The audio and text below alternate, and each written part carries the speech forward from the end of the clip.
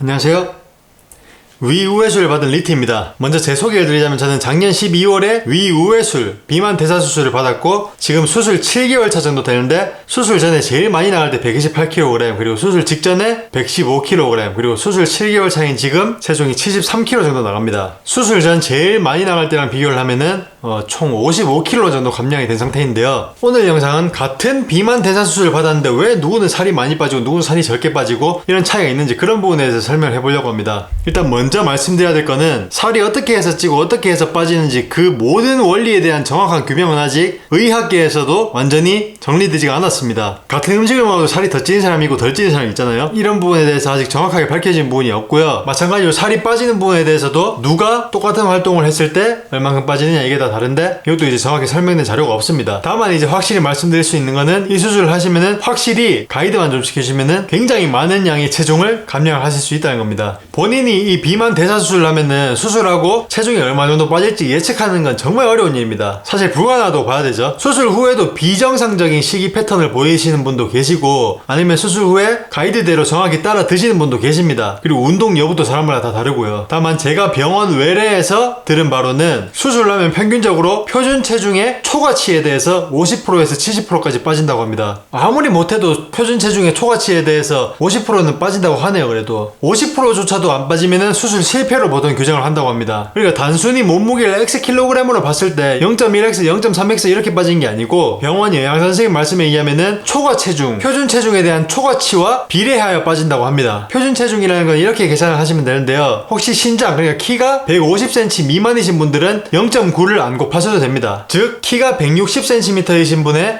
표준 체중은 54kg이고요. 이분의 현재 몸무게가 100kg이라고 가정을 했을 때 이분은 표준 체중에 비해 46kg이 더 나가는 겁니다. 그럼 여기서 50에서 70%까지 감량이 되는 거니까 23kg에서 32kg 정도가 빠질 거라는 거죠. 보면 아시겠지만 원래 몸무게가 많이 나가셨던 분일수록 체중 감량도 많습니다. 100kg이셨던 분은 30kg 정도 감량이 되겠지만 원래 180kg이셨던 분은 70kg 이상이 감량이 될 수 있다는 거죠. 어떤 의사분께서 비만 대사 수술을 받은 환자들 대상으로 통계를 내봤는데 전체 수술 환자 중에서 15% 그러니까 수술 환자가 20명이라고 치면 그 중에서 3명 정도가 초과 체중의 50%까지 빼지 못하는 경우가 있었다고 합니다. 그러니까 다시 말하면 20명 중에서 17명 꼴로는 대부분이죠. 그러니까 대부분 초과 체중의 50%는 적어도 뺀다 이 말입니다. 이렇게 50%도 못 뺀 분들 대상으로 이제 연구를 해봤는데 그 중에 대부분의 경우에는 영양 지식이 없어서 그것 때문에 살이 덜 빠진 걸로 결론이 났다고 합니다. 그러니까 영양 교육을 잘 받고 그걸 어느 정도만 시켜준다면은 충분히 초과 체중의 50% 정도는 뺄 수가 있습니다. 저도 해봤는데 저도 정말 게으르고 저도 옛날에 다이어트 시도를 한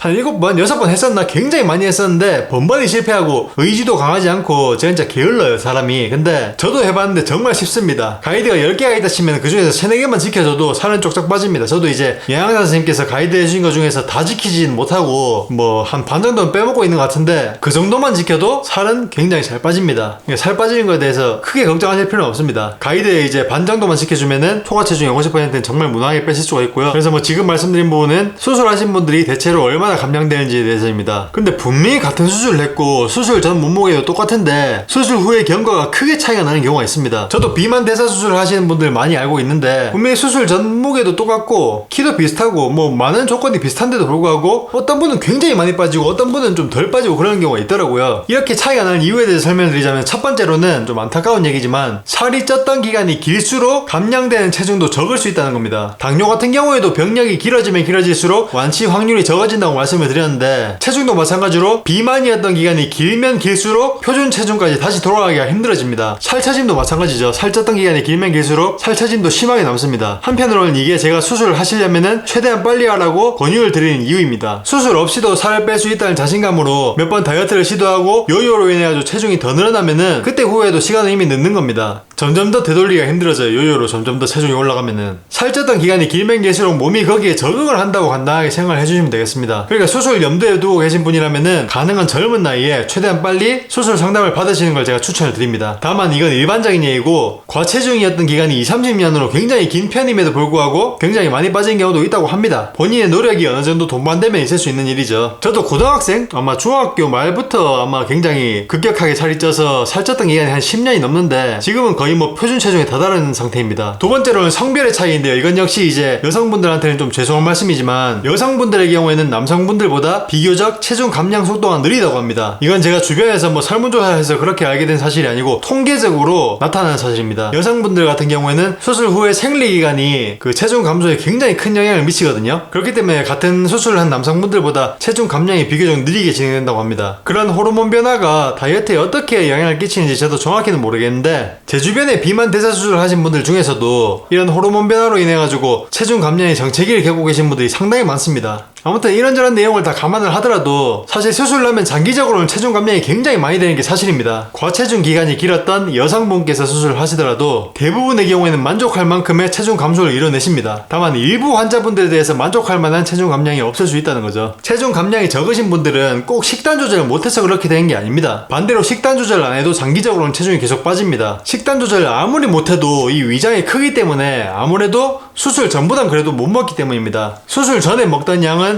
수술 전에 몸무게를 유지하기 위한 그런 열량으로 구성되어 있는데 먹는 양이 그것보다 훨씬 더 줄어들게 되면 당연히 몸무게도 수술 전보다는 확실히 줄어들겠죠. 그게 빠르냐 느리냐의 차이일 뿐이지 장기적으로 빠지긴 한다고 합니다. 위의 크기가 줄어들기 때문에 예전만큼 많이 먹지를 못합니다. 칼로리 인풋이 적어지니까 당연한 사실이죠. 제가 위우회술 받은 교수님께서 하신 말씀인데요. 아까도 제가 말씀드렸지만 영양사 선생님께서 가이드를 해주신 거 10가지 중에서 3, 4가지 정도만 지켜도 체중 감량은 만족할 만큼 할 수가 있습니다. 다만 제가 개인적으로 한 가지 당부드리고 싶은 거는 탄수화물에 대해서인데요. 탄수화물은 진짜 조심하시는 게 맞습니다. 아무리 식단 조절 안 한다고 하더라도 탄수화물 위주의 식사는 최대한 지양을 하시는 게 좋고요. 아예 탄수화물 안 먹는 거는 뭐 제 경험상으로는 굉장히 그러면 힘이 안 나가지고 몸에 힘이 안 들어가더라고요. 탄수화물 아예 안 먹으면. 그래서 이제 운동도 못할 정도가 돼버리는데 그렇게는 하지 마시고 탄수화물 적당히 드시기 바랍니다. 다이어트 중에 탄수화물 먹어서 좋을 게 없습니다. 단기적으로는 이 탄수화물의 무서움이 잘 나타나지 않을 수 있어도 장기적으로는 반드시 대가를 치르게 되니까 탄수화물 꼭 주의를 하시고요. 비만 대사수술 이후에 체중이 다시 많이 느는 경우를 대부분 살펴보니 탄수화물의 비중이 식단에서 높은 경우가 많았다고 합니다. 그만큼 무서운 거죠. 어렵게 수술해가지고 어렵게 살 뺐는데 다시 요요로 인해가지고 살이 많이 쪄버리면 그건 사실 수술 실패라고 볼 수 있는 거거든요. 그렇게 되지 않도록 하기 위해서는 탄수화물 적당히 드시는 게 좋습니다. 그리고 체중 감소는 수술 초기에 제일 잘 됩니다. 수술을 하고 시간이 지나면 지날수록 체중 감소 속도가 점점 더뎌지는데 저도 수술 6개월 차까지는 굉장히 잘 빠지다가 6개월 차쯤 때부터 감량 속도가 확 더뎌졌어요. 이 초기의 길을 확실하게 잘 잡아야 됩니다. 이 초기 6개월 동안 살이 잘 빠지지 않는다면 병원에 따라 다르겠지만 저희 병원 같은 경우에는 약물을 처방을 해서라도 개입을 하게 됩니다. 그만큼 중요한 시기라서 그렇겠죠. 이 시기 놓치면 이제 답이 없습니다. 저 같은 경우에는 수술 전에 목표는 80kg을 찍는 거였거든요. 원래 124kg였으니까. 근데 너무 쉽게 80kg를 찍어버려가지고 이건 너무 목표가 낮았던 건가 싶어가지고 목표를 75kg로 중간에 바꿨어요. 그러다가 75kg도 곧 찍을 것 같으니까 제가 이제 여기서 포기하면 내가 또 다시 먹게 되겠구나 싶어가지고 지금은 이제 수술 목표를 다시 70kg으로 바꿨는데 지금 73kg니까 한 3kg 정도만 더 빼면 일단 목표에는 도달을 합니다. 개인적으로는 70kg까지는 몸무게를 빼보고 싶은데 요즘 몸무게 변하는 추이를 보면 좀 힘들 수도 있겠네요. 이게 저도 요즘에 식욕이 확 올라와가지고 탄수화물 먹기 시작하다 보니까 식단 조절 사실 잘 못하고 있거든요. 아무래도 사람마다 체형이 다르고 골질량이 다르기 때문에 누구든 다 표준 체중까지 갈 수 있는 건 아닌 것 같습니다. 저도 사실 뼈가 좀 굵은 편이라 가지고 뼈 무게도 상당히 나가는데 표준 체중이라는 거는 그런 걸 감안 안 하고 이제 평균적으로 맞는 값이기 때문에 거기까지 도달을 못하더라도 사실 겉보기에 별로 살이 안 찌게 보이면은 괜찮은 거 아니겠습니까? 그래도 뭐 저는 최대한 노력은 해보려고 합니다. 아무튼 오늘은 이제 같은 수술을 했는데 왜 누구는 많이 빠지고 누구는 적게 빠지냐 이런 부분에 대해서 설명을 드려봤는데 제 설명으로 인해 가지고 이런 궁금증이 충분히 해결되었으면 좋겠습니다. 또 궁금한 점이 있으시면 댓글로 달아주시면 제가 답글을 달아드릴 거고요. 좀 내용이 길어지겠다 싶으면 지금처럼 영상을 만들어서 올려보겠습니다. 오늘 영상도 봐주신 모든 분들 감사합니다. 고맙습니다. Close your